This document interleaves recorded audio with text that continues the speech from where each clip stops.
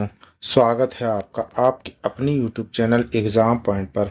मैं रोज़ की तरह आज फिर 5 दिसंबर 2025 का करंट्स अफेयर लेकर आया हूँ। 5 दिसंबर के जितने भी इम्पोर्टेंट क्वेश्चन बनते हैं उन्हें हम डिस्कस करेंगे, उनके इम्पोर्टेंट फैक्ट भी जानेंगे। दोस्तों, आप किसी भी एग्ज़ाम की तैयारी कर रहे हैं तो ये वीडियो आपके लिए मोस्टफुल रहने वाला है।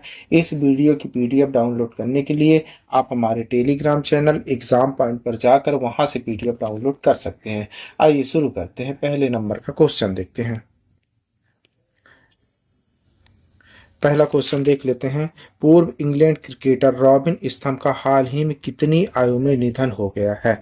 सही आंसर है सी, 62 वर्ष की आयु में। की पढ़ते हैं। पूर्व इंग्लैंड क्रिकेटर रॉबिन स्तम्प, जिन्हें 1980 के दशक के अंत और 1990 के दशक में सबसे बहादुर और स्टाइलिश बल्लेबाजों में से एक माना जाता था, का ऑस्ट्रेलिया के साथ साउथ पार्थ स्थित उनके घर में 62 वर्ष की आयु में निधन हो गया।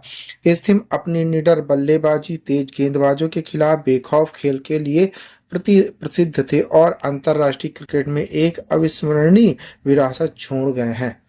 आइए दूसरे नंबर का क्वेश्चन देखते हैं।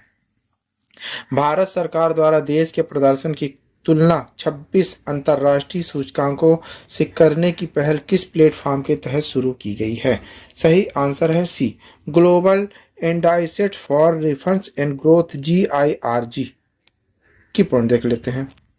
भारत सरकार ने देश के प्रदर्शन की तुलना 26 अंतर्राष्ट्रीय सूचकांकों से करने की एक बड़ी पहल की घोषणा की। इस प्रयास का उद्देश्य उन क्षेत्रों की पहचान करना है जहां भारत सुधार कर सकता है, वैश्विक रैंकिंग में अपनी स्थिति मजबूत कर सकता है। यह घोषणा संसद में सोमवार को सांख्यिकी एवं कार्यक्रम कार्यान्वयन राज्य मंत्री राव इंद्रजीत सिंह द्वारा की गई। यह पहल global insights for reforms growth GIRG platform का हिस्सा है। GIRG का उद्देश्य अंतर्राष्ट्रीय तुलनाओं को उपयोग करके नीतिगत सुधारों को दिशा देना, शासन में सुधार करना, भाव की सांख्यिकी व डेटा रिपोर्टिंग प्रणाली को मजबूत बनाना है। आइए आगे बढ़ते हैं। तीसरे नंबर का क्वेश्चन देखते हैं। भारत सरकार ने किस ऐप को सभी नए या आयातित मोबाइल फोनों में प्री इंस्टॉल करने की अनिवार्यता शर्त वापस ले ली है? सही आंसर है सी, संचार साथी ऐप। की पॉइंट देख लेते हैं। एक बड़े नीतिगत बदलाव के तहत भारत सरकार ने स्मार्टफोन निर्माताओं से सभी नए आयातित मोबाइल फोनों संचार सारथी ऐप प्री इंस्टॉल करने की अनिवार्य शर्त वापस ले ली। यह निर्णय 3 दिसंबर 2025 को तब लिया गया जब गोपनीयता निगरानी की आशंकाओं और पूर्व परामर्श की कमी को लेकर जनता व उद्योग जगत में व्यापक विरोध सामने आया। दूरसंचार विभाग DOT द्वारा विकसित यह ऐप साइबर धोखाधड़ी, मोबाइल चोरी और अनाधिकृत सिम उपयोग की शिकायत दर्ज करने और उससे निपटने में मदद के लिए बनाया गया था। हालांकि ऐप का उद्देश्य सुरक्षा था, लेकिन इसके अनिवार्य होने पर कड़ी आपत्ति उठी थी। आइए चौथे नंबर का क्वेश्चन देखते हैं। भारतीय सेना ने ब्रह्मोस सुपरसोनिक क्रूज मिसाइल का सफल परीक्षण कब किया है? सही आंसर है सी, 1 दिसंबर 2025 को। की पॉइंट देख लेते हैं। भारतीय सेना ने ब्रह्मोस सुपरसोनिक क्रूज मिसाइल का सफल परीक्षण लॉन्च किया, जिससे देश की लंबी दूरी स्ट्राइक क्षमता मजबूत हुई। यह परीक्षण 1 दिसंबर को बंगाल की खाड़ी की एक रेंज से किया गया,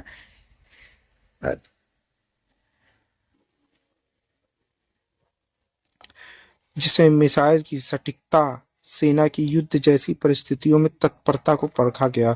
रक्षा मंत्रालय के अनुसार यह लॉन्च दक्षिण कमांड के ब्रह्मोस रेजिमेंट और त्रिसेवा अंडमान और निकोबार कमांड के बीच घनिष्ठ समन्वय के साथ किया गया। एक संयुक्त प्रयास ने दिखाया कि सशस्त्र बलों की विभिन्न शाखाएं वास्तविक समय के संचालन में कितनी प्रभावी ढंग से सहयोग कर रही हैं। आइए आगे बढ़ते हैं। 5वें नंबर का क्वेश्चन देखिए। आइए 5वां क्वेश्चन देखते हैं। एप्पल ने अपने नए आर्टिफिशियल इंटेलिजेंस AI उपाध्यक्ष के रूप में किसे नियुक्त किया है? सही आंसर है बी, अमर सुब्रमण्यम को। की पॉइंट रखते हैं। एप्पल ने अमर सुब्रमण्यम को अपना नया आर्टिफिशियल इंटेलिजेंस AI उपाध्यक्ष नियुक्त किया है। यह नियुक्ति हाल के वर्षों में कंपनी के सबसे महत्वपूर्ण नेतृत्व परिवर्तन में से एक मानी जा रही है।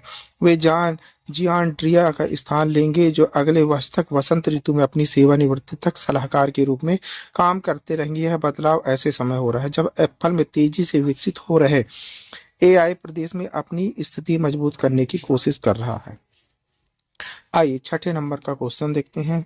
Women place and security WPS index 2025-26 किस संस्था द्वारा जारी किया गया है?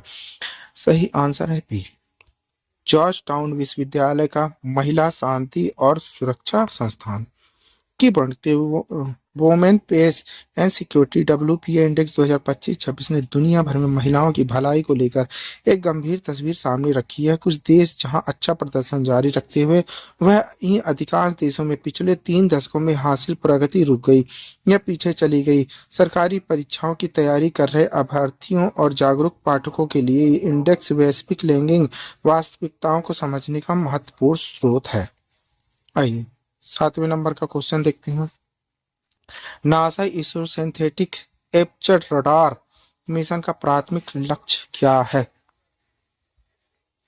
सही आंसर है जलवायु कार्रवाई। की बढ़ते स्टार, नासा और भारतीय अंतरिक्ष अनुसंधान संगठन इसरो के बीच एक संयुक्त पृथ्वी अवलोकन मिशन निसार का प्राथमिक लक्ष्य जलवायु परिवर्तन के प्रभावों को समझने के लिए बर्फ की चादरों और जंगलों, कृषि भूमि सहित पृथ्वी की सतह में परिवर्तनों की निगरानी और माप करना। इसका उद्देश्य प्राकृतिक संसाधनों और भूकंप, सुनामी, ज्वालामुखी विस्फोट जैसे खतरों के प्रबंधन के लिए महत्वपूर्ण डेटा प्रदान करता है। आइए 8वें नंबर का क्वेश्चन देखते हैं। आसियान देशों में अपने विदेशी तैनाती के हिस्से के रूप में जकार्ता, इंडोनेशिया की परिचालन यात्रा करने वाले भारतीय तटरक्षक जहाज का नाम बताइए। सही आंसर है बी, ICGS विग्रह। की तैनात जहाज भारतीय तटरक्षक जहाज विग्रह। इस यात्रा में इंडोनेशिया तटरक्षक बल बाकमाला के साथ पेशेवर बातचीत, संयुक्त अभ्यास और प्रशिक्षण शामिल है। ध्यान केंद्रित करने वाले क्षेत्रों में प्रदूषण विरोधी प्रतिक्रिया, समुद्री कानून प्रवर्तन और खोज और बचाव अभियान शामिल हैं। समान व अंतर संरचनाएं बढ़ाने के लिए एक पैसेंजर एक्सरसाइज आयोजित किया जाएगा। आइए 9वें नंबर का क्वेश्चन देखते हैं। किस भारतीय राज्य सरकार ने आधिकारिक तौर पर राजभवन, राज्यपाल का आवास का नाम बदलकर लोक भवन कर दिया गया है? सही आंसर है डी, आंध्र प्रदेश का। की पढ़ते आंध्र प्रदेश में राजभवन को अब लोक भवन के नाम से जाना जाएगा। नाम बदलने को राज्यपाल एस अब्दुल नजीर ने मंजूरी दे दी। यह निर्णय गृह मंत्रालय MHA संचार के बाद लिया गया। अधिसूचना विशेष रूप से मुख्य सचिव अनंत रामू द्वारा की गई है। आइए 10वें नंबर का क्वेश्चन देखते हैं। CII इंडिया सुधार और सतत विकास पर उद्योग मंच कहाँ आयोजित किया गया? सही आंसर है ए, नई दिल्ली। की प्रोडक्ट यह मंच नई दिल्ली में हुआ। श्रम सुधारों, स्थिरता और उद्योग प्रतिस्पर्धा को बढ़ावा देने पर ध्यान केंद्रित किया गया है। मंत्रियों मनसुख मांडविया, भूपेंद्र यादव ने श्रम संहिताओं, सामाजिक सुरक्षा और गिग वर्कर सुरक्षा पर चर्चा की। पर्यटन क्षेत्र की नौकरी क्षमता, कौशल विकास, आधुनिकीकरण पर प्रकाश डाला गया है। 11वें नंबर का क्वेश्चन देखते हैं। Hornbill e sports championship season 2 को किस राज्य के हॉर्नबिल फेस्टिवल के एक प्रमुख कार्यक्रम के रूप में नामित किया गया है? सही आंसर है सी, नागालैंड को। की पढ़ते hornbill e sports championship season 2 को नागालैंड के हॉर्नबिल फेस्टिवल में एक प्रमुख कार्यक्रम के रूप में मान्यता दी गई। यह कार्यक्रम 8 से 9 दिसंबर को इंदिरा गांधी स्टेडियम कोहिमा में निर्धारित है। युवा संसाधन खेल विभाग YRS द्वारा ESAN सहयोग से आयोजित किया गया है। इस सीजन में पुरस्कार राशि में वृद्धि, विस्तारित गेम टाइम्स और रिकॉर्ड भी भागीदार है। आइए आगे बढ़ते हैं। 12वें नंबर का क्वेश्चन देखते हैं। सेबी द्वारा कम जोखिम वाले विदेशी निवेशकों के लिए सरलीकृत बाजार पहुंच प्रदान करने के लिए शुरू किए गए नए सिंगल विंडो फ्रेमवर्क का नाम क्या दिया गया है? सही आंसर है ए, स्वागत FI। स्वागत FI का मतलब single window automatic and generalise access for एड्रेस ट्रांसटेंट्स फॉरेन इन्वेस्टर्स। अनुपालन को सरल बनाने, बार बार होने वाले दस्तावेजीकरण को कम करने के लिए डिजाइन किया गया है। एक अधिक निवेश मार्ग पर एकीकृत पंजीकरण प्रदान करना है। वैश्विक निवेश गंतव्य के रूप में भारत के आकर्षण को बढ़ावा देने का लक्ष्य रखा गया है। आइए 13 नंबर का क्वेश्चन देखते हैं। DRDO ने हाल ही में एक लड़ाकू विमान एस्केप सिस्टम का hard high speed rocket step परीक्षण किया, यह परीक्षण किस सुविधा में किया जाता है? सही आंसर है टर्मिनल ब्लास्टिक रिसर्च लेबोरेटरी चंडीगढ़ की पढ़ते। सफल परीक्षण भारत को उन्नत इन हाउस एस्केप सिस्टम परीक्षण क्षमता वाले देश में शामिल करना है। डीआरडीओ द्वारा एनडीओ और एचएल के साथ संयुक्त रूप से आयोजित, जिसमें आईएफ के अधिकारियों ने भाग लिया। एक दोहरी लेज प्रणाली ने एलसीए अग्रभाग को सटीक नियंत्रण वे के साथ आगे बढ़ाया। महत्वपूर्ण पायलट सुरक्षा मापदंडों को रिकॉर्ड करने के लिए एक एंथ्रोमोर्फिक टेस्ट डमी का उपयोग करके इंजेक्शन अनुक्रम का अनुकरण किया गया है। आइए 14 नंबर क्वेश्चन देखते हैं। भूमि संस्थागत विभाग जिसने नक्शा लैंडस्केप पर राष्ट्रीय संगोष्ठी का आयोजन किया, किस मंत्रालय के अंतर्गत आता है? सही आंसर है सी ग्रामीण विकास मंत्रालय के अंतर्गत की पढ़ते हैं। भूमि संसाधन विभाग ग्रामीण विकास मंत्रालय के तहत कार्य करता है। संगोष्ठी में नक्शा, राष्ट्रीय भू स्थानिक ज्ञान आधारित भूमि सर्वेक्षण, लैंडस्केप पहलों पर ध्यान केंद्रित किया गया। आधुनिक जीआईएस लिंक डिजिटल अक्षांश देशांत आधारित भूमि मानचित्र प्रणालियों के लिए जोर देता है। CORS, लेडार्स, हवाई इमरजेंसी, शहरी संपत्ति कई जैसी तकनीकों का उपयोग पर चर्चा की गई है। आइए लास्ट क्वेश्चन देख लेते हैं 15 नंबर। भारतीय नौसेना दिवस 1971 के भारत पाक युद्ध के दौरान नौसेना की उल्लेखनीय सफलता की याद दिलाता है। इस वर्ष भारतीय नौसेना दिवस समारोह, जिसमें एक प्रमुख समुद्री प्रदर्शन भी शामिल था, किस संस्थान पर हुआ है? सही आंसर है तिरुवनंतपुरम केरल में। इस कार्यक्रम में राष्ट्रपति द्रौपदी मुर्मू मुख्य अतिथि के रूप में शामिल हुई। प्रदर्शन की मेजबानी नौसेना प्रमुख एडमिरल दिनेश के त्रिपाठी ने की।